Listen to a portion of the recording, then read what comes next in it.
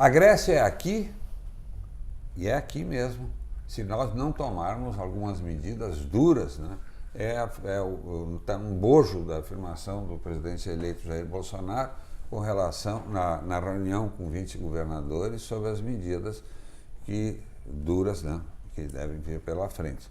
Eu até acho, eu tenho um pensamento sobre isso há muito tempo, nós já somos a Grécia, né, pela despesa maior do que a receita. É sempre aquela coisa, isso aqui é um país onde se procrastina tudo. Não, agora não é o momento, não é, porque é ano eleitoral e coisa, e não se faz nada. Então, esse enxugamento dos ministérios, que vai embasar uma reforma administrativa, isso sim que o Brasil precisa. Vamos ver como é que isso desenrola. O que vocês dois acham, para começar a conversa, desse tipo de ação, medidas duras e ações necessárias? O que a gente vê nesse momento é que, assim, governo estadual e federal vão ter que caminhar unidos nesse início aí de próxima gestão, 2019. Hoje, pela manhã, nessa quarta-feira pela manhã, o presidente eleito Bolsonaro se reuniu com governadores eleitos.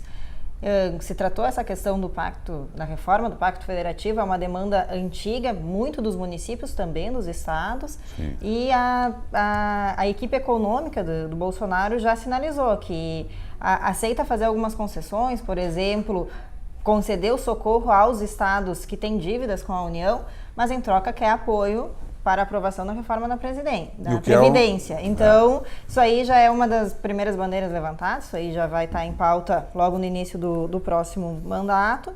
E a tendência do governador aqui do Rio Grande do Sul, Eduardo Leite, é apoiar, é conceder esse apoio, aderir. Bom, Guilherme, antes de falar, não da esquina, e sobre a China, o que tu está achando aí desses primeiros movimentos de Jair Bolsonaro?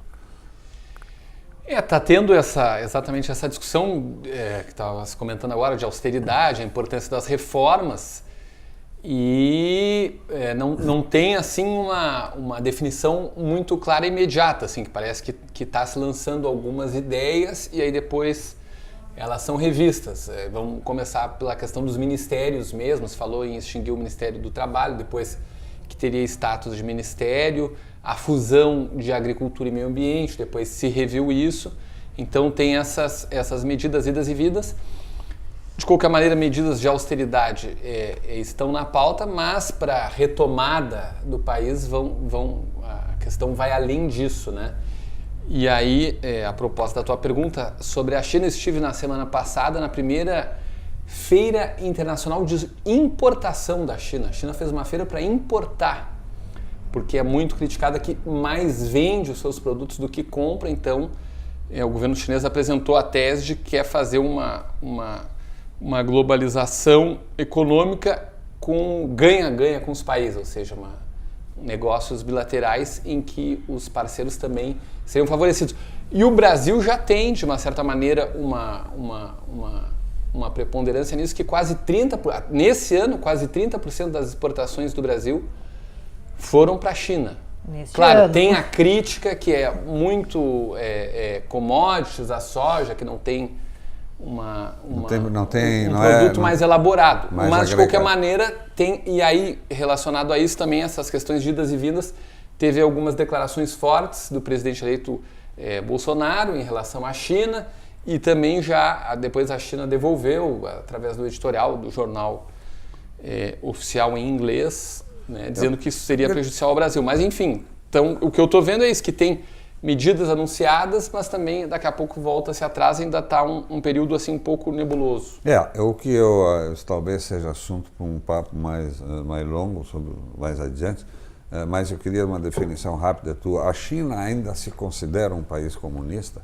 Ou a palavra comunismo já não voa mais pelas ruas, vielas e casas? A China, eu acho que é um caso sui generis, assim, não tem uma exatamente, é uma coisa híbrida. Então, ao mesmo tempo em que é um país comunista, e também tem essa questão toda de liberdades, por exemplo, liberdade de imprensa, politicamente falando, as definições do governo são as definições do governo e não se pode contestá-las, né? ao mesmo tempo, eu participei de um seminário com veículos de comunicação da área econômica de todo mundo, e o grande debate era esse, assim, ó, a gente vive o seguinte paradoxo, em que o governo chinês comunista está defendendo o livre mercado, a abertura, enquanto os Estados Unidos, que é em tese o país mais livre, está defendendo o protecionismo. Esse paradoxo está colocado. A China faz o famoso capitalismo de Estado, mas é um capitalismo comunista, realmente. Sim, mas economicamente falando. Agora, é um modelo único, é um modelo único. Eu queria saber de ti, Bruna, como é que está o secretariado do Eduardo Leite? Já temos nomes, silhuetas, pelo menos, etéreas que sejam, tem dos componentes? Especulações, né, em função da equipe que está participando ali da transição, e o nome forte, né, que está à frente é o atual deputado estadual e futuro deputado federal Lucas Redecker, o coordenador da transição. A especulação que se tem é que ele chefiaria a Casa Civil, mas por enquanto é isso. Assim, o Eduardo Leite, ele tem pouco estado aqui, né? Ele está em Brasília e desde ontem, passou por São Paulo, seminário, semana passada também esteve em São Paulo e no Rio, por mais que acompanhe aqui o período de transição, né, tem feito esse diálogo também permanente com as bancadas na Assembleia Legislativa, e aí um fato a destacar, ele visitou praticamente todas, até onde sei, a maioria das bancadas, inclusive as que já se declaram oposição ao seu governo, mas não tem entrado bem nesse mérito aí de declaração, de divulgação de nomes. Né? Então a gente trabalha no momento só mesmo com as etapas aí da produção do Eduardo Leite, essa negociação com a Assembleia em relação a projetos que devem ou não ser votados, não votar reajuste dos outros poderes, votar a prorrogação do aumento da alíquota do ICMS, e não tem entrado ainda no mérito de nomes para o secretariado. Eu acho que o Guilherme talvez tenha... ICMS eu acho que é a grande questão no momento, porque tem duas questões aí. Uma, a proposta é a prorrogação por mais 2 anos dessas alíquotas mais elevadas. Sim, cabe colocar que foi plataforma de campanha dele também. Isso, mas também tem aí a questão do regime de recuperação fiscal, que fala em mais tempo, não estabelece esse prazo, né? Então aí tem uma negociação dupla, por um lado com a Assembleia, para aprovar, né, essa prorrogação das alíquotas por mais 2 anos, e por outra com o governo federal, que exige no regime de recuperação fiscal essa manutenção das alíquotas mais altas. Mas cabe colocar que essa exigência do governo federal, claro, em lei do que está valendo agora, né? E tem o governador Sartori, né? A equipe dele segue em negociação com a equipe econômica do presidente Michel Temer. Mas precisa saber se a equipe econômica do Bolsonaro vai dar prosseguimento nos atuais moldes das exigências, né, para adesão ao regime de recuperação fiscal, ou se vai propor um novo, né? Isso a gente não sabe. Nunca vi na minha vida, a União, no caso, e nem li, que a banca abrir mão de alguma receita.